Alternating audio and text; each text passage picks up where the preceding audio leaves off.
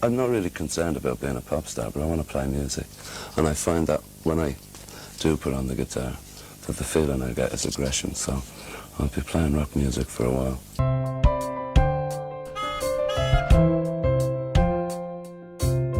Hi everyone, welcome to Motor on BB. My name is Alan, and today I'm on the outskirts of Dublin at Finton Cemetery to find the final resting place of Phil Lynott of Thin Lizzy. What a rock star he was. Phenomenal, wasn't he? Him and Gary Moore. Whoa. And just behind me is his grave somewhere. I know approximately where it is, so let's go and find it. Phil had been in several bands before Thin Lizzy. One of them was called Skid Row with Gary Moore, that wonderful guitarist. But he was, when he eventually got to Thin Lizzy, they really took off. He was the primary songwriter for the band. The Boys Are Back in Town and Whiskey in the Jar, probably the most well-known hits they had. And they were very charismatic on stage as a band. He was very close to his mother, Philomena, and she loved him and he loved her very much. And when he became more successful, he bought properties in the Harth Peninsula of Dublin, and he bought a nice house for her which was called White Horses. So it was sweet that they were, as I say, very close. On the 14th of February 1980, he married the daughter of Leslie Crowther. Do you remember The Price is Right? He was a comedian, wasn't he? Very good. And she was called Caroline. And they had two daughters, Sarah, who we wrote the song about, and Kathleen. So yeah, it was nice that he got married, and look at that, I can't believe this. They've actually got a I like it, I've never seen that before. Isn't that super? Okay, well at least it's showing us where to go. Couldn't be easier. He was in several bands before Thin Lizzy, and one was Skid Row. Gary Moore, that wonderful guitarist, was brought in to replace somebody, and they had a hit, New Faces, Old Places. But Gary Moore was great, and I've done his grave, it's on the channel if you want to check it out. I was watching him on Old Grey Whistle Test the other night singing Don't Believe a Word. They were a great team together. Well, I was looking for a place to live in Ireland, because, you know, when I moved away, I thought, well, I must come home, you know, because I really suffer from homesickness. If I don't get back to Dublin, not so much Ireland, Dublin, I'm a real Dublin man. If I don't get back to Dublin within 3 months, then I really start to suffer from homesickness. So when we got married, I sent the wife over and said, see if you like Ireland, and she did. So I sent her looking for a house, and she didn't like the south side, because the motorways and all go out that way, you know, so she settled for the north side house. And you're settling in well, are you? Oh yeah, it's great. It's what are the babbies' names? I have Sarah, which was the song that I had a hit with, and I have a new daughter now called Kathleen, and I'm hoping... Kathleen. Why don't you try out my new channel? It's the same name almost, Motorhome Beat Beat, but it's got travel on the end. I'm going to check out some hotels, try and show the good bits, the bad bits, be fair, but most of all try and get the best bang for your buck. And Phil did work with Gary Moore on Parisian Walkways, his big hit. On the 14th of February 1980, he married the daughter of comedian Leslie Crowther, who did The Price is Right. I used to watch that. It was good, was Leslie. Yeah, good host. On the 25th of December 1985, he collapsed in his home in Kew, London. He was found by Philomena, his mother, and rushed to the Salisbury Hospital, where he was found to be suffering from septicemia. And indeed, on the 4th of January 1986, he sadly died of that. He got symptoms of bronchial pneumonia, and he died of heart failure, brought on by the septicemia. And obviously that's due to the excesses that he'd had with the drugs. Such a shame, he was only 36 years old. I mean, he'd have so much more to give in his life, wouldn't he? Even at that age, he's now thought of one of the best musicians ever. Just think what would have happened in the years to come. What a shame, eh? Phil Lynott was born on August the 20th, 1949 in West Bromwich. Philomena Lynott was born in Dublin, and his father, Cecil Paris, was born in Georgetown, British Guiana. Philomena met Paris, who had moved to the United Kingdom to seek work in Birmingham in 1948. And they were in a relationship for a few months until Paris was transferred to London. Shortly afterwards, Philomena found out she was pregnant, and after Phil was born, she moved her baby to a home for unmarried mothers, where he was baptised on the 4th of September.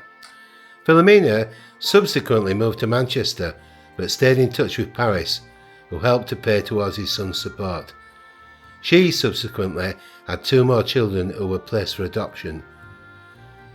Phil believed he was different from his peers at school, but did not suffer any major racial attacks. At the age of 3, Phil moved to Dublin to live with his maternal grandparents, while his mother remained in England for work. Raised in Crumlin, a working-class neighbourhood in Dublin, he developed a strong connection with the Irish culture, despite facing challenges as a black child in a predominantly white island. Phil's early years were marked by resilience. His mother, Philomena, remained a central figure throughout his life and supported his musical aspirations. Phil's musical journey began as a teenager, where he joined the Black Eagles as their lead vocalist. It was during this time that he met the drummer Brian Downey, who would later become a lifelong collaborator. In 1968, Phil joined Skid Row as a vocalist, but was eventually encouraged to learn bass guitar by bandmate Brendan Brush Shields. After leaving the group in December 1969, Phil co-founded Thin Lizzy with Brian Downey and the guitarist Eric Bell. The band's breakthrough came with their rendition of a traditional Irish song, Whiskey in the Jar, which became a chart-topping hit in 1972. Thin Lizzy soon gained fame for their twin guitar sound and Phil's evocative storytelling lyrics. Iconic albums like Jailbreak 1976 featured such hits as The Boys Are Back in Town and Emerald, cementing their place in rock history. Outside Thin Lizzy, Phil pursued solo projects including 2 albums, Solo in Solo 1980 and the Phil Lynott album 1982. He also collaborated with artists like Gary Moore on tracks such as Parisian Walkways and Out in the Fields. In the early 1980s, he formed Grand Slam after Thin Lizzy disbanded. Phil married Caroline Crowther on the 4th of February 1980. The couple had 2 daughters, Sarah, December 1978, and Kathleen, July 1980. Despite his family life bringing moments of joy, Phil struggled with substance abuse throughout much of his career. Known for his charm and wit, Phil maintained close relationships with fellow musicians such as Gary Moore and Scott Gorman. However, his addiction issues strained personal relationships over time. Phil's last years were heavily affected by his drug and alcohol dependency, leading to his collapse on the 25th of December 1985 at his home in Kew.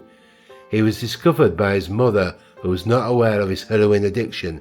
She contacted his wife Caroline, who knew about it and immediately identified the problem as serious. After Caroline drove him to the drug clinic at Clouds House, East Canoyle near Shaftesbury, he was taken to Shaftesbury Infirmary, where he was diagnosed as suffering from septicemia. Although he regained conscious enough to speak to his mother, his condition worsened, and by the start of the new year he was put on a ventilator. He died of pneumonia and heart failure due to septicemia on the 4th of January 1986 at the age of 36. Okay everybody, I think I've found where the location is now, because obviously coming down from the signpost over there, there's a pink stone there, look. And I was told if I turn to the right, yeah, and I think I've seen it for sure. In fact I have, because I can see the group name now, Thin Lizzy. Wonderful. Yes, here we are.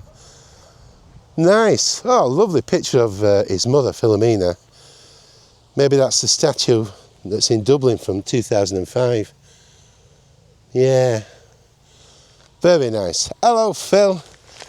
It really is wonderful for me to get here today to do this film and to have the privilege of showing where you're buried. Nice flowers at the back. And there we are, look, we've got the fans still visiting Thin Lizzy and Phil Lynott, R.I.P. And a lovely picture of his mother, Philomena, in the background.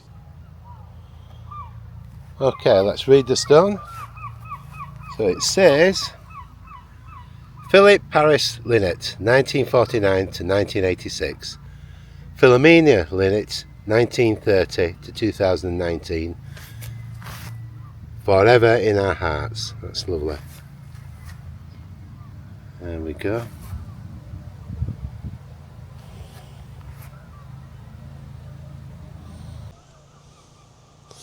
Thank you, Phil. What a phenomenal musician he was. He's got to be one of the best creative writers and musicians of this century. But, you know, it didn't save him, did it? To die at that age was sad. And that's why we should all be very thankful if we've got our health. I've said that a few times recently, but I really mean it. It's totally true. So let's enjoy the day as much as we can. And if you enjoyed the content today, don't forget to subscribe, it's free. Give me a thumbs up and a comment, because you know I love the comments. I always say it, but it's true. There's some great, interesting people on the channel. I love to read them. And I do try and talk to everybody. I really do. I think you realise that. So wherever you are, I'll see you all very soon. Take care of yourself. Bye from me, Alan, on Motorhome Beep Beep. See you soon. Bye-bye. Bye. Why don't you try out my new channel? It's the same name almost, Motorhome Beep Beep, but it's got travel on the end. I'm going to check out some hotels, try and show the good bits, the bad bits, be fair, but most of all try and get the best bang for your buck. Let's have some fun. Come over and join me.